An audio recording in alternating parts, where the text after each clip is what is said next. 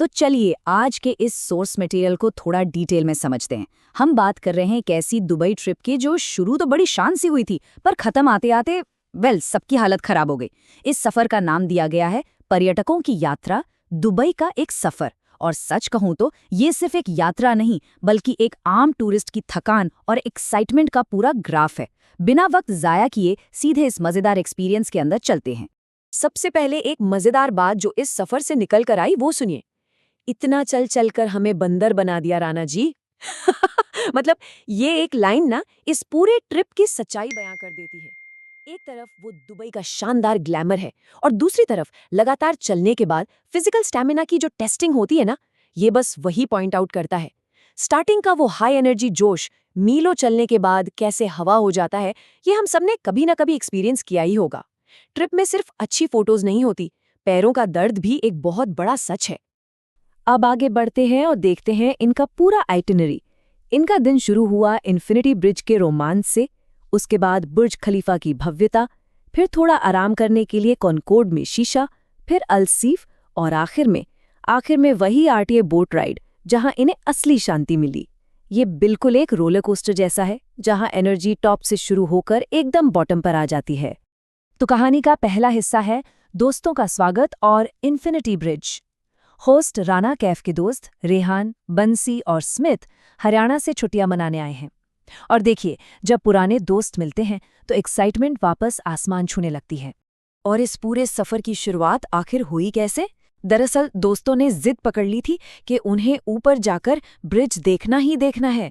उनकी इसी ईगरनेस ने उन्हें सीधा इन्फिनिटी ब्रिज की तरफ मोड़ दिया।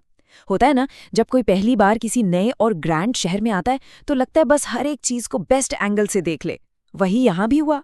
यहां तक आते आते एनर्जी लेवल एकदम पीक पर था। इन्फिनिटी ब्रिज पहुंचते ही सबने नज़ारों को खूब एंजॉय किया, ढेरों फोटोज क्लिक करवाईं और वहां के ग्रैंड आर्किटेक्चर की तारीफ करते नहीं थके। मतलब ये वो फेज था जब कैमरे के आगे पोज करने में किसी को थकान महसूस नहीं हो रही थी। सब कुछ बिल्कुल परफेक्ट और फुल ऑफ लाइफ लग रहा था। लेकिन अब आते हैं अगले पड़ाव पर, बुर्ज खलीफा से कॉनकॉर्ड में शीशा तक। इन्फिनिटी ब्रिज के बाद ये पूरा ग्रुप दुबई की आइकॉनिक बुर्ज खलीफा के पास पहुंचा, पर यहां आते आते लगातार पैदल चलने का असर दिखना शुरू हो गया था। बॉडी अब धीरे धीरे जवाब दे रही थी। इसके बाद जो हुआ वो बड़ा इंटरेस्टिंग है। इन दोस्तों के हिसाब से दुबई वाली फील का मतलब क्या था? कोई बड़ी एडवेंचर एक्टिविटी या किसी और ऊंची बिल्डिंग पर चढ़ना? बिल्कुल नहीं। मजाकिया तौर पर उनके लिए असली दुबई फील का मतलब था बस आराम से बैठ जाना, कॉनकॉर्ड में शीशा पीना और सामने के नज़ारों को आराम से देखना। क्योंकि जब इंसान हद से ज़्यादा थक जाता है ना, तो असली लग्जरी किसी महंगी चीज़ में नहीं, बल्कि शांति से बैठ जाने में ही महसूस होती है। और यहाँ आकर उनकी खुशी का ठिकाना नहीं रहा। एकदम जोश में उन्होंने अनाउंस कर दिया, दुबई वाली फील आ गई यो। ये बताता है कि जिस सुकून की उन्हें इतनी देर से तलाश थी वो फाइनली मिल गया।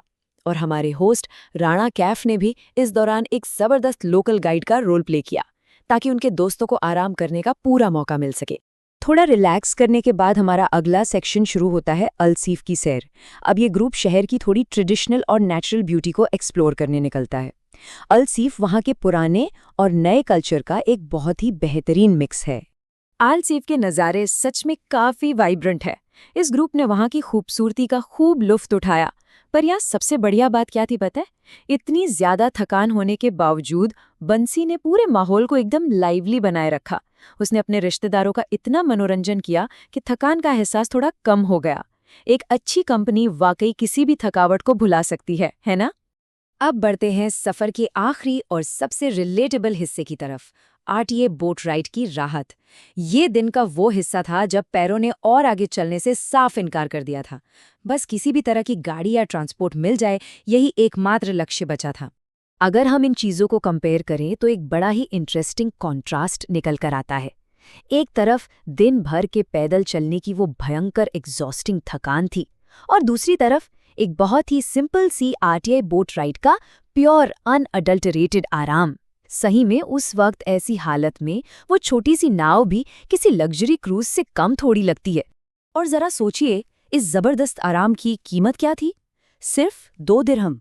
जी हाँ, इस छोटी सी रकम ने इस थके हारे ग्रुप को जो अंतिम आराम और शांति दी, वो प्रैक्टिकली अनमोल थी।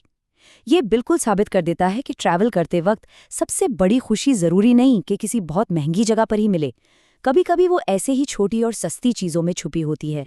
इस बात को और मजेदार बनाते हुए दोस्तों ने अपने होस्ट से मजाक में क्या कहा, ये बोट राइड दिलाकर बहुत ही पुण्य और नेकी का काम किया है। सोचिए वो लोग कितने थक चुके होंगे, एक और कदम चलना उनके लिए प्रैक्टिकली नामुमकिन सा हो गया था, तो ऐसे में वो सिंपल सी बोट राइड उनके लिए किसी वरदान से कम नहीं थी। तो इस विश्लेषण को खत्म करते हुए एक काफी बड़ा और रिलेटेबल सवाल सामने आता है। क्या ट्रैवल करने का असली मजा लगातार घूमने और नई जगह देखने में है, या फिर दिन भर बुरी तरह थकने के बाद बस शांति से एक जगह बैठ जाने में? इस पूरे सोर्स मटेरियल ने हमें दिखाया है कि एक टूरिस्ट होने का मतलब सिर्फ तस्वीरें लेना नहीं होता, बल्कि इस टायरिंग पर मजेदार प्रोसेस को पूरी तरह से जीना होता है। खैर, उम्मीद है अगली बार जब भी कोई ट्रिप प्लान होगी तो थोड़ा आराम करने का वक्त जरूर निकाला जाएगा। आज के लिए बस इतना ही।